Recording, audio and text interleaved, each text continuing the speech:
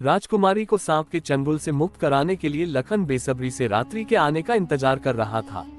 वह पूरी तैयारी के साथ हाथ में धारदार तलवार लिए राजकुमारी की ओर निगाहें गड़ाकर उससे कुछ दूरी पर बैठ गया।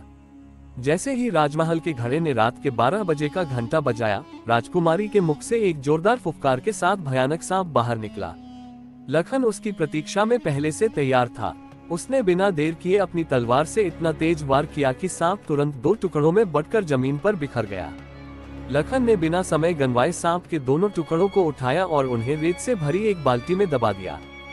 सुबह होने से पहले ही वह बाल्टी लेकर जंगल गया और मृत सांप को अग्नि में जलाकर भस्म कर दिया।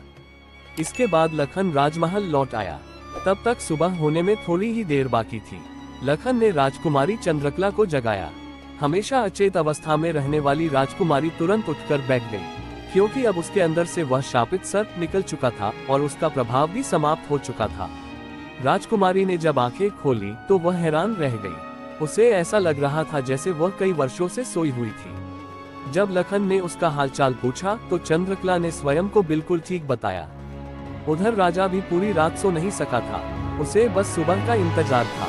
जैसे ही सुबह हुई, वो दौड़ता हुआ राजकुमारी के कक्ष में आया। जब उसने अपनी बेटी को सही सलामत बैठा और बात करते देखा तो उसकी आंखों से खुशी के आंसू छलक पड़े। राजा ने अपनी लाडली को गले लगा लिया और भरे हृदय से लखन का धन्यवाद किया।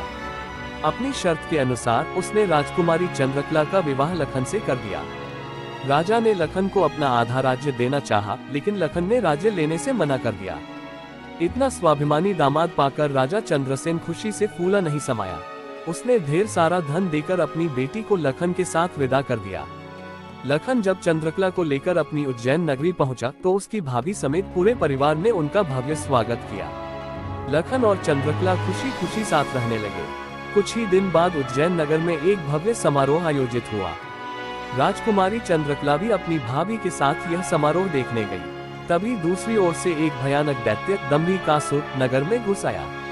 उसे देखकर पूरे समारोह में हड़कंप मच गया। हर कोई अपनी जान बचाने के लिए इधर उधर भागने लगा। चंद्रकला भी अपनी भाभी के साथ भागने लगी, लेकिन तभी दंभिकासुर की नजर उस पर पड़ी। राजकुमारी के अद्वितीय रूप को देखकर दैत्य मोहित हो गया। अपने पूरे जीवन में वह अनेकों स्त्रियों को देख चुका था, पर ऐसी सुंदर स्त्री उसने पहले कभी नहीं देखी थी।